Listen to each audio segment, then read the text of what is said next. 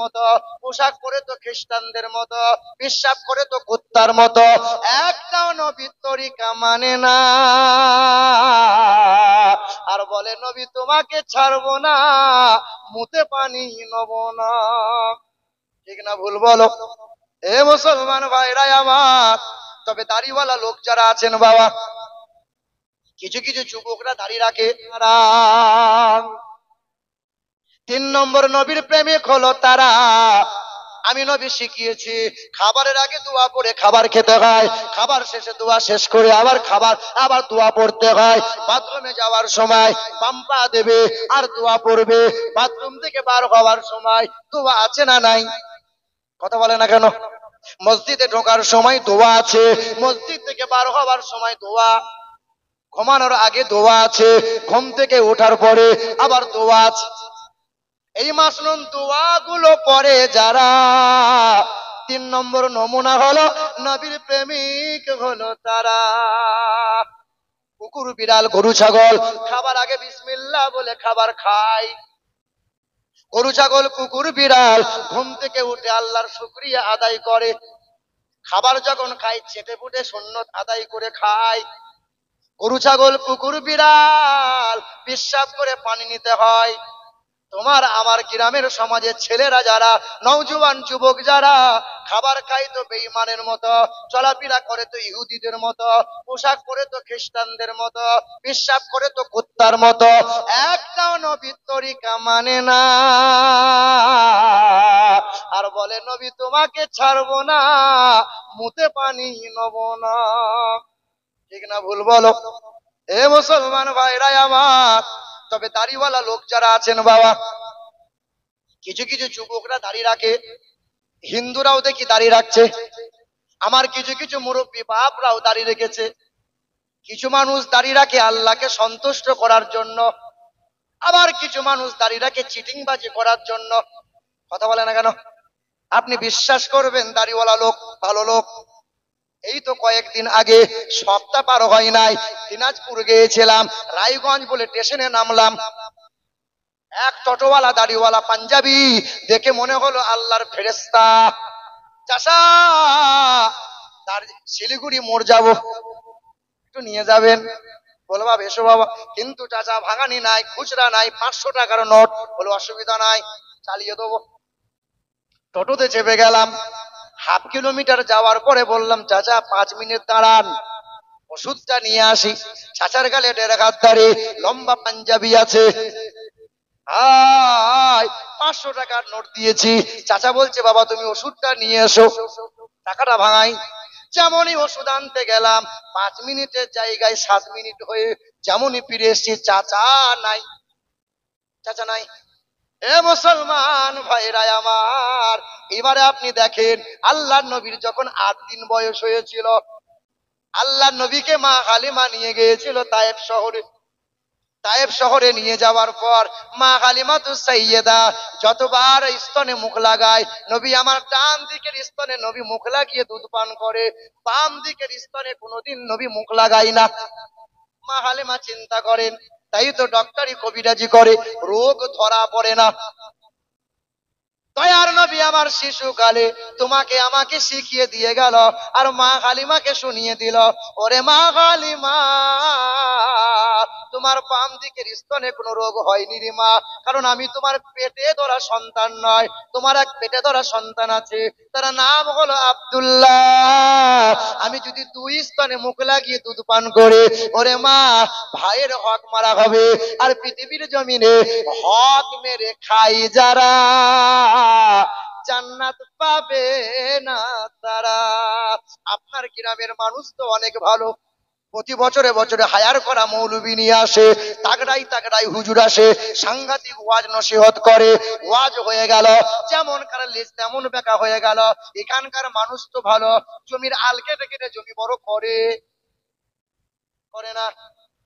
ভাইয়ের হক মেরে কেউ খায় না, বোনের হক তো কেউ মারে না। কথা বলে না কেন?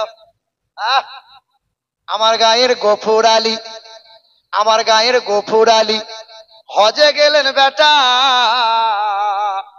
তবে হজে যাওয়ার আগে এতিমের হক মেরে নিলেন। আর বোনের হকটা মেরে নিয়ে পেট মোটা করে টাকা করে বেটা হজ করতে গেলেন। আয় আমার গাঁয়ের বদর আলী সুদের টাকায় ধনী, আরে সাদা চুলে কালি লাগাই শয়তানের এখনি, নামাজ রোজার ধারে ধারে না মাথায় রাখে টুপি, আজও আমার হয়নি জানা মানুষ কত রূপী। নামাজ রোজার ধারে ধারে না মাথায় রাখে টুপি, আজও আমার হয়নি জানা মানুষ কত রূপী।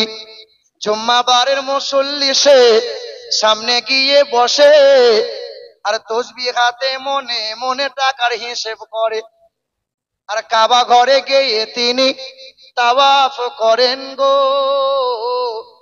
দেখেননি কাবা ঘরে যাচ্ছে, তাওয়াফ করছে, আবার শয়তানকে ঢিল মারছে, তো শয়তানকে ঢিল মারে আর শয়তান তখন খিলখিল করে হাসে। এ বাবাজিরা ভাইরা আমার, হক মারা মানুষদের তো অভাব নাই। হক মারছেন, তাহাজ্জুদে নামাজও চালাচ্ছেন, হক মারছেন, দাড়িও লম্বা হচ্ছে, জমির আল কেটে কেটে জমিও বড় করছেন, আবার এদিকে বলছেন রব্বানা যালামনা, আল্লাহ যেন পাঁচতলা দিয়ে কোনো জায়গায় আটকায় না। ফেরেশতা বলছে আছিলা করে ছিলবো, তো সহজে ছাড়বো না। আইতে একবার।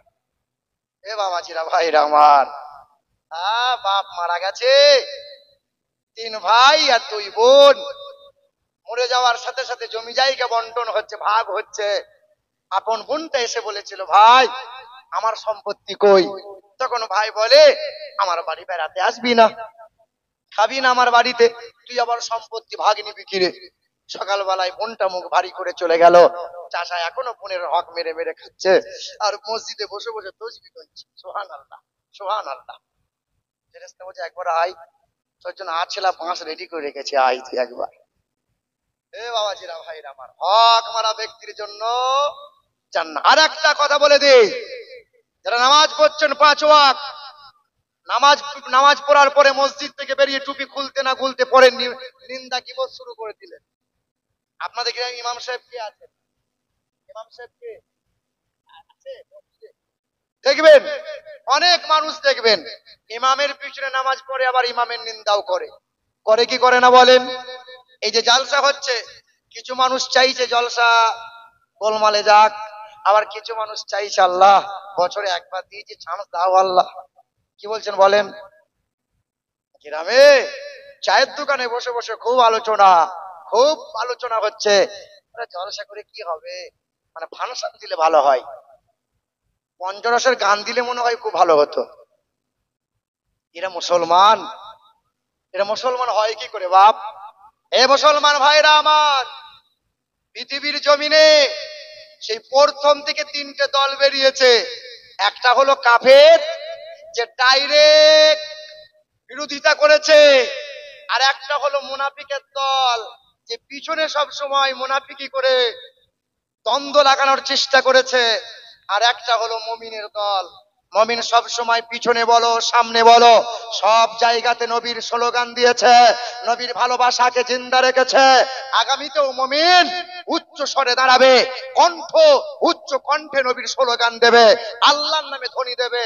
কিন্তু মুনাফিক দেখবেন সামনে খুব মিষ্টি মিষ্টি কথা বলে আবার পিছনে আপনার নামে বলবে। হুজুর লয় রে, সামনে গিয়ে বলবে হুজুর, আর পিছনে এসে বলবে হুজুর লয় রে, হুজুর লয়। কি বলছেন বলেন? আমি আপনার গ্রামে এসে মসজিদে আরাম করছি, আর আপনার গ্রামের চাচা কাল সকালে চায়ের দোকানে বসে বলবে সাংঘাতিক ওয়াজ, যেমন মারুফ তেমন আমিরুল ইসলাম, ফাটাফাটি ওয়াজ, আমাদের প্যান্ডেল ফেটে সব বেরিয়ে চলে যাবে। এ বাবা খুব সুনাম করছে, দি বলছে আমিরুল ইসলাম লোক ভালো কিন্তু মাল এক গোলমাল। কিরকম? বলে আমাদের মসজিদ একটা ঘড়ি ছিল না, ওই ঘড়িটা নাই, নিয়ে পালিয়ে গেছে। আপনি নিন্দা করলেন আমার নামে, 5টা লোক শুনলো, চায়ের দোকানে 10টা লোক খুব বগল বাজিয়ে মজা নিল। এই নিন্দা 20টা মানুষ হতে হতে 1000 মানুষের কানে গেল। 3 দিন পরে মুরব্বী চাচা তখন বলছে না রে, ছি ভুল হয়ে গেল রে, ঘড়িটা উত্তর দেওয়ালে ছিল, মাল দক্ষিণ দেওয়ালে আছে, আমার দেখতে ভুল হয়েছিল। এই যে আপনি আমার জন্য 1000 মানুষের সামনে নিন্দা আপনি ছড়িয়ে দিলেন, বলো বাপ এই নিন্দাটা ফেরাবেন কি করে? নামাজ তো আপনি পড়ছেন, নামাজ বাঁচাতে পারেন নাই, ওই নিন্দা করে নামাজ শুধু আপনি দিয়ে দিয়েছেন, নেক আমল ধ্বংস করেছেন আপনি। এ বাবা, আপনার গ্রামের এক যুবক ছেলে সারাদিন মেহনত করে 2000-3000 টাকা রোজগার করে, সারাদিনে 3000 রোজগারটা কম না বেশি? ভালো ইনকাম। কিন্তু সন্ধ্যা যখন হয় ওই চায়ের দোকানের পিছনে বসে বসে জুয়ার আড্ডাতে বসে যায়। জুয়া যখন খেলতে লাগে তো সন্ধ্যার পরে রাত 12টা বেজে যায়, মোটামুটি 5000-6000 টাকা মাল শেষ করে দিয়ে বাড়ি ফিরে আসে। ছেলেটা রোজগার করতে ভালো জানে কিন্তু বাঁচাতে জানে, বাঁচাতে জানে, তাহাজ্জুদ পড়তে জানে, তাহাজ্জুদ পড়ে, নামাজও পড়ে, ইবাদতও করে, কিন্তু বাঁচাতে জানে। হ্যাঁ, এ মুসলমান ভাইরা আমার, এই শিশু নবীকে দাও না আমায়, নিয়ে যাবে এ হালিমা তোমায়। হালিমা তোমার দেখা নাহি আর, হালিমা তোমার দেখা নাহি আর, তোমার কোলে শিশু নবী রয়, ও নবী, নবীজি আমার। শত শত ওঠনি মক্কা এলো, জীর্ণ ওঠ নিয়ে হালিমাও এলো। সত্যের আলো নিয়ে এলো মক্কায়, বাতিল বিদায় নিল তাহারি ছোঁয়ায়। বেদিনেরা কয় পূজা নাহি হয়, বেদিনেরা কয় পূজা নাহি হয়, মক্কাতে আলামিন রয়, ও নবী, নবীজি আমার। ও নবী, নবীজি আমার। ও নবী, নবীজি আমার। তবে আল্লাহ পাকের অশেষ কৃপা, পুরুষ মানুষের চাইতে মহিলাদের সংখ্যা অনেক বেশি। কি বলছেন বলেন? এই দেখেন টবর কেন? মহিলাদের এই জন্যই আল্লাহ পাক বড় ফজিলতের কথা রসুল শুনিয়ে দিয়েছেন। আল্লাহ পাক তাদের জন্য বড় রহমতের কথা বলেছেন। আল্লাহ পাক বড় ফেসিলিটি দিয়েছেন মহিলাদেরকে। আল্লাহর নবী বলেন, যে ঘরে কন্যা ভূমিষ্ঠ হয় ওই ঘরে খোদা রহমত বর্ষণ হয়। যেই ঘরে কন্যা ভূমিষ্ঠ হয় রহমতের ফেরেশতা আনাগোনা শুরু হয়ে যায়। নবীজি আমার বলেন, যার 6টা কন্যা হবে আল্লাহ তারে 6টা জান্নাত দেবে। যদি কারো একটা কন্যা হয় আল্লাহ তারে একটা জান্নাত দেবে। যদি কারো 2টা কন্যা হয় ওই কন্যাদেরকে